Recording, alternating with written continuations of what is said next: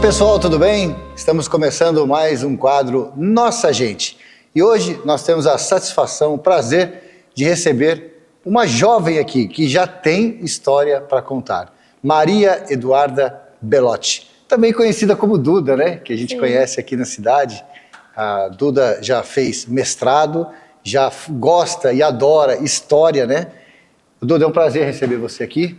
Maria Eduarda, né? Porque é a nossa mestre também. Esse é o quadro Nossa Gente que mostra pessoas que têm muita história para contar e você que já está começando uma caminhada com as suas histórias para contar. Obrigado, viu? Sim, primeiramente eu gostaria de agradecer o convite da TV Câmara de poder compartilhar um pouco da minha história.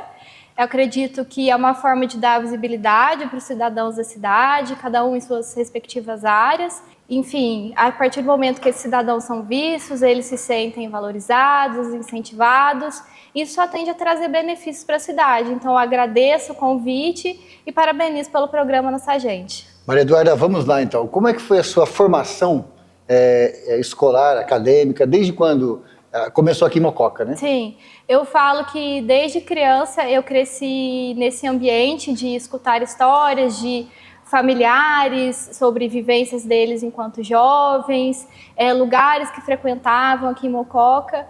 Quando eu era criança, eu ganhei umas enciclopédias do meu pai que falavam sobre história e que me maravilharam muito o conteúdo.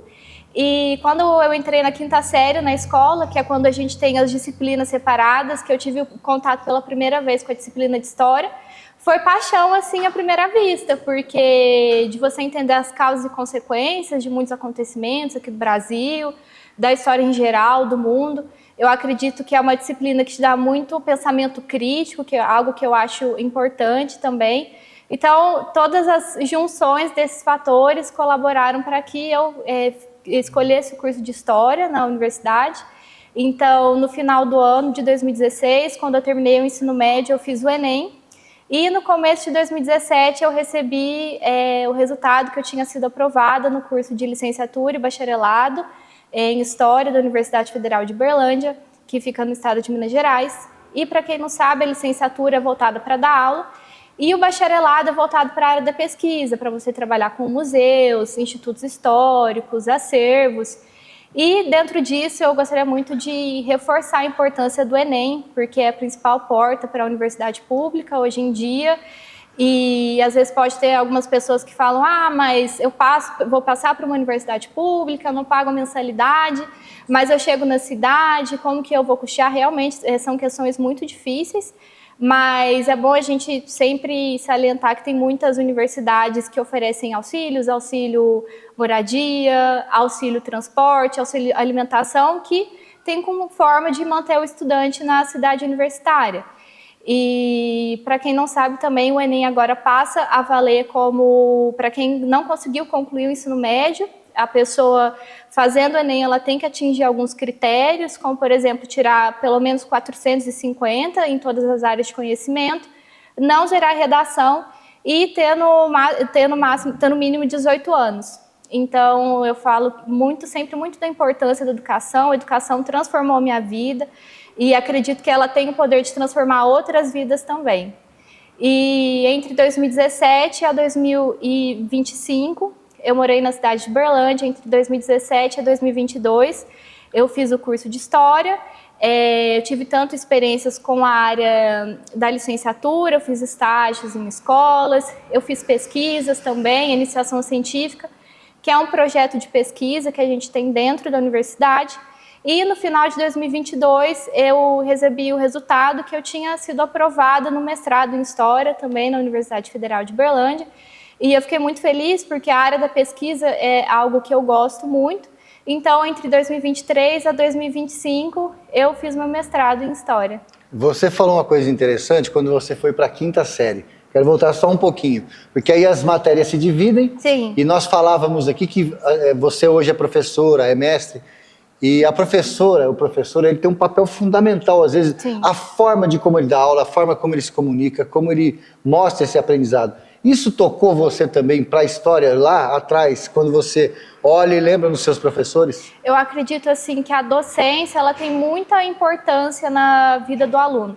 Assim, eu fiz o mestrado, então eu posso dar aula no ensino superior, nas faculdades, mas eu tenho uma paixão muito grande pela educação básica, que eu acho que os professores conseguem criar um afeto maior, assim, um laço maior com os alunos, no sentido de prestar mais atenção, por mais que haja a correria da vida dos professores, eu acho que se tem uma maior interação na educação básica do que no ensino superior, e isso é algo que me chama muita atenção, desse lado mais afetivo da educação básica.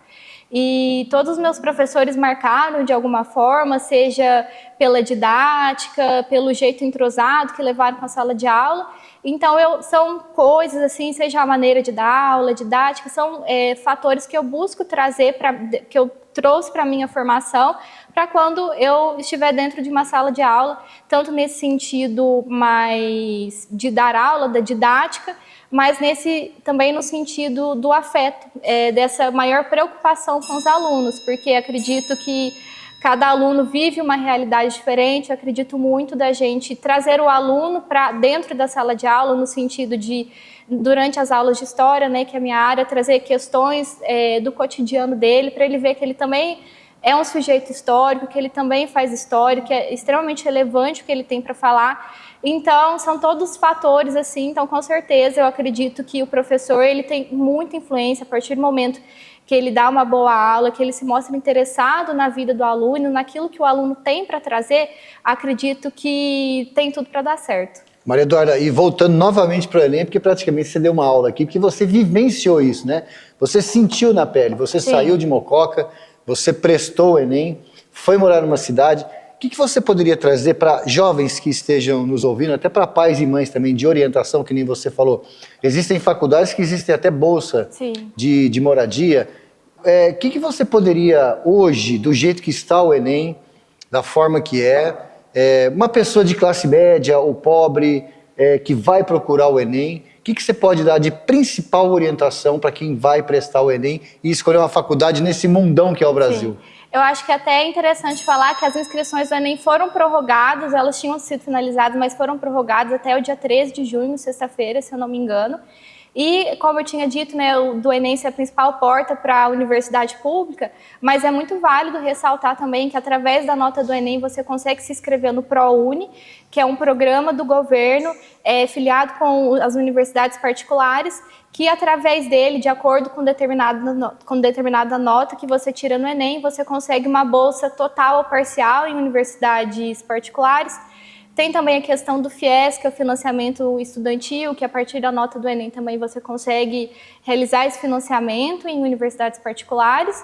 E é como eu disse anteriormente, assim, eu vejo a educação como transformadora, assim, tanto transformação pessoal, de você crescer como pessoa, de amadurecer como pessoa, enxergar a importância da educação em pequenos detalhes, assim, mas também a transformação profissional, de você poder galgar cada vez melhores coisas, assim, porque acredito que todos os pais, assim, lutam bastante para os seus filhos se formarem na escola e depois ingressarem em uma universidade. Então, eu acredito que o Enem, assim, é uma grande possibilidade, tanto em universidades públicas quanto em universidades particulares. Agora, explica para nós, leigos, né? O que seria uma pessoa que faz um mestrado de História, um historiador? Quais as diferenças, quais os caminhos que essa pessoa, esse profissional pode tomar na sua vida profissional? Bom, o mestrado que a gente fala, né, tem a pós-graduação, que são mais voltados para determinadas áreas, e o mestrado, que é algo específico dentro do curso mesmo, que assim que você obtém o título de mestre, você pode dar aula no ensino superior, e é quando você consegue se aprofundar mais em determinado tema. Na minha monografia que eu fiz durante a graduação, na faculdade, eu pesquisei sobre cinema norte-americano e os jovens dos anos de 1950. No mestrado eu tive essa possibilidade de aprofundar mais no tema, de expandir mais meu tema, porque na graduação a gente escreve o que fala de monografia ou TCC. Já no mestrado, a gente escreve a dissertação de mestrado, que é um projeto mais amplo, que a gente vai mais a fundo. Então, o mestrado, assim, é para quem gosta muito da pesquisa. Dentro do mestrado, você tem a possibilidade também de ser bolsista, que o governo ele estabelece esse financiamento. Durante o meu período do mestrado, eu fui bolsista por 6 meses e é algo que facilita muito, seja na compra de livros, seja em outros gastos que vão surgindo em relação à pesquisa, mas como próprio incentivo também, porque eu enxergo o mestrado, a pesquisa como uma profissão. Quando você está na graduação, você é estudante, você escolheu aquilo, mas quando você está no mestrado, já é uma profissão. Então, a partir do momento que você recebe a bolsa, você também passa a ser valorizado, porque é uma profissão, é um salário. Então, basicamente é isso. O mestrado é quando você aprofunda num tema que você geralmente começou a discutir durante a graduação e quer se aprofundar agora no mestrado. E, como eu disse também, a partir do momento que você obtém o título de mestre, você consegue dar aula no ensino superior, pode dar aula também na educação básica. Enfim, basicamente é isso. Maria Eduarda, pessoas que vão para a história, por exemplo, para escrever um livro, para contar histórias mesmo, resgatar. Então você conta a história de um país, você conta a história de uma cidade, você conta a história de um casarão, sim, você conta a história de pessoas. Isso está tudo interligado ou é bem diferente uma coisa da outra?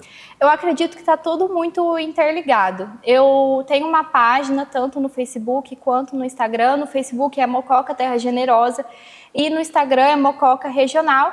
E lá nessa página eu publico fotos sobre... A maioria das fotos são eu que tiro, que eu gosto muito de tirar foto, de pegar o entorno do monumento, da construção. Quando eu posto alguma foto, eu busco trazer a contextualização também desses monumentos, dessas construções, desses casarões. E eu falo que o que me motiva, assim, tanto dessa questão de postar as coisas, é porque eu gosto muito da pesquisa, eu escolhi o mestrado mesmo para me aprofundar na área da pesquisa, apesar de meu tema de pesquisa do mestrado ser totalmente diferente, acho que aflorou em mim essa questão da pesquisa, então o que me motiva na página é pesquisar sobre a história da cidade e eu gosto de falar assim, as histórias da cidade. Porque acredito que são múltiplas histórias, várias, às vezes a gente, quando fala história, parece que a impressão que é uma história só, é a única história. Mas a nossa cidade é permeada por várias histórias, são as histórias contadas pelos barões de café, pelas histórias feitas pelos lavradores que trabalhavam nas plantações de café, pelos imigrantes italianos que vieram aqui em razão do café, então são várias histórias. Então eu conto essas várias histórias na página, porque também acredito que é um dever da população conhecer essas histórias, acredito que a partir do momento que as pessoas conhecem as histórias da cidade, elas passam a valorizar mais o lugar onde elas moram, onde elas cresceram, e é muito interessante assim, você ver as pessoas conhecendo as origens da cidade onde elas cresceram, e às vezes pessoas se reencontrando, porque as mídias sociais hoje trazem isso hoje em dia, de diminuir a distância entre as pessoas, às vezes através de um comentário. Isso que eu acho muito interessante também, que às vezes eu publico, por exemplo, uma construção e às vezes duas pessoas que fazem muito tempo que não se veem, elas se encontram e falam, lembrei de você. E é muito interessante esses relatos, esses depoimentos, porque é o que a gente fala dentro da história oral, que é a história feita através dos depoimentos, dos relatos, e eu ressalto a importância disso, tanto pelo que eu disse, né, de ser um direito da população de conhecer as suas histórias, mas porque todos nós somos sujeitos históricos, todos nós fazemos história, às vezes a gente tem por muito tempo se teve a impressão de que só se fazia história pessoas de alto poder aquisitivo, ou pessoas com determinados sobrenomes, e não é diferente aqui em Mococa, assim como não é diferente em outros lugares. Então eu procuro também priorizar esses depoimentos, esses relatos, e enfim, eu fico muito feliz de alguma forma poder colaborar com com as histórias da cidade. E além disso também tem uma coluna no Jornal Destaque, onde eu falo um pouco das histórias dessa cidade também. Inclusive, na semana retrasada, eu falei sobre as multiplicidades das histórias daqui de Mococa a partir de vários monumentos. Por exemplo, a gente tem a Mulher de Mococa, que foi feito pelo Bruno Jorge, ele é mocoquense, mas ele é filho de imigrantes italianos que vieram para o Brasil por conta do café. Então, a partir da escultura do Bruno Jorge, a gente pode entender um pouco sobre essa imigração italiana que veio para Mococa em razão do café. A partir dos casarões, dos barões de café, a gente pode entender um pouco dessa economia cafeeira aqui em Mococa, que foi muito forte, mas também como, por exemplo, esses casarões, o teatro, que são construções antigas, foram construídas também com o intuito de embelezar aqui Mococa, na questão da urbanização, porque se tinha um pensamento da época que como aqui era um centro econômico do café, a cidade precisava acompanhar assim, essa economia que estava crescente, então procuraram embelezar a cidade. E, enfim, acredito que são múltiplas histórias da cidade, que a partir de várias coisas a gente dá para discutir. Enfim, a história é muito múltipla e eu gostaria de ressaltar também como todos nós somos sujeitos históricos, que todos nós fazemos história e que elas não estão restritas apenas a algum grupo de pessoas. Vamos reforçar mais uma vez aqui as redes sociais da Maria Eduarda. Então, Maria Eduarda, reforça pra gente aqui, Facebook e Instagram? O Facebook é Mococa Terra Generosa e o Instagram é Mococa Regional. Legal. Sabe que eu falava com o nosso diretor Murilo, com o Delena, né, que a gente tem um núcleo jornalístico aqui. A gente fica lembrando dos historiadores de Mococa, Paladini, o seu Antonino Silva, pessoas que gostam de falar, e outros tantos, né, se a gente for falar aqui, são outros personagens também que sempre gostaram. Eu fico muito feliz de ver você, uma pessoa jovem e já se interessando também com a história de Mococa. Como você disse, Mococa, ela tem muitas histórias a serem contadas, né, Sim. Maria Eduarda? E dentre elas todas, assim, aqui em Mococa, tem uma que te encanta, assim, os casarões, a história, o Bruno Jorge, ou você fala muito de pessoas também, Sim. né? Você gosta muito de pessoas. Sim. O que mais te encanta? Eu acho que são o próprio processo de embelezamento da cidade, da construção dos casarões e de como que, acredito que é um direito assim, do poder público de manter esses casarões. Por exemplo, a gente tem o Cine Mococa. É muito raro hoje em dia a gente ver um cinema de rua. A maioria hoje das salas de cinema se concentram nos shoppings, então os cinemas de rua são muito deixados de lado. Por exemplo, em Casabranca, se tem a construção do cinema que funcionou por muito tempo, mas agora está abandonado.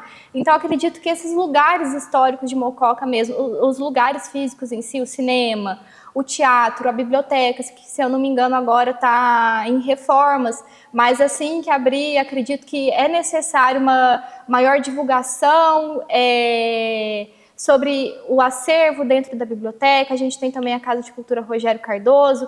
Às vezes pode ter pessoas que pensam assim, mas será que eu posso entrar nesse lugar? Será que é só restrito para algumas pessoas? Mas pelo que eu entendo, é um local público, as pessoas podem ir lá conhecer a história. Então, a criação de mais eventos, assim, e sobre essa questão de o que mais me fascina são os locais mesmo, porque eu acho que eles contam muitas histórias.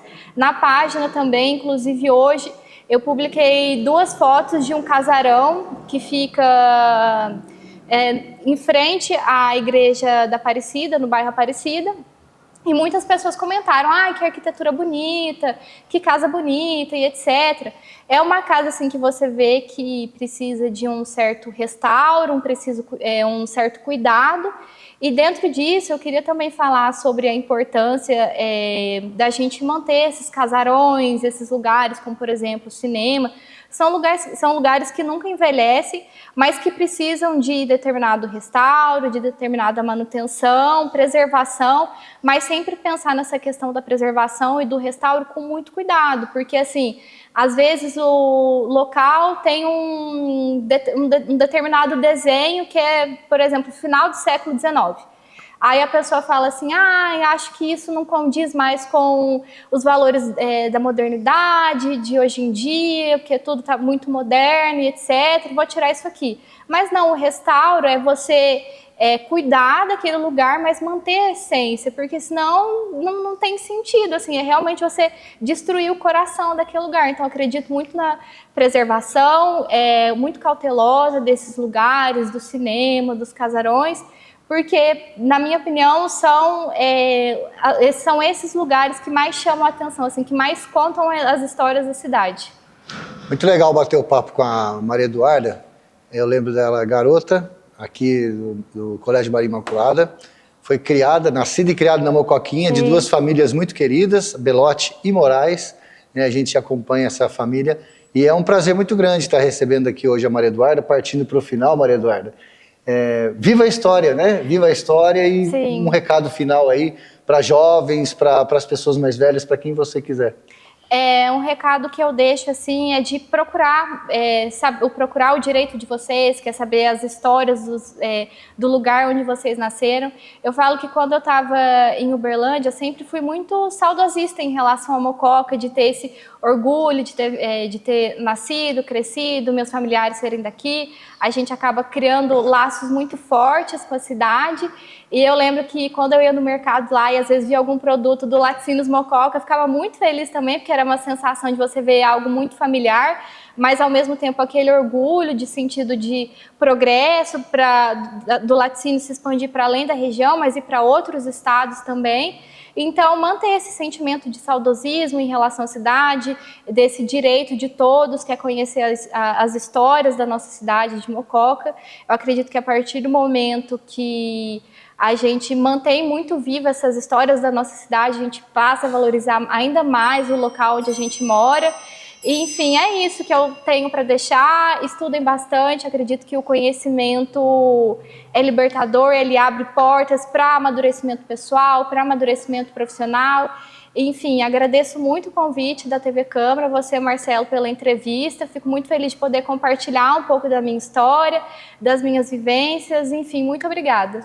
Legal. Então, hoje nós conversamos com Maria Eduarda Belotti, professora, mestre em História, e que bom que temos jovens, né, surgindo com a preocupação de levar adiante as histórias e tudo que nós temos de maravilhoso aqui na nossa cidade de Mococa. Hoje nossa entrevista foi mais uma vez aqui no plenário da Câmara Municipal de Mococa, que sempre recebe pessoas legais, interessantes, para que a gente leve até você o nosso quadro Nossa Gente. E em breve a gente volta com mais um entrevistado. Até lá.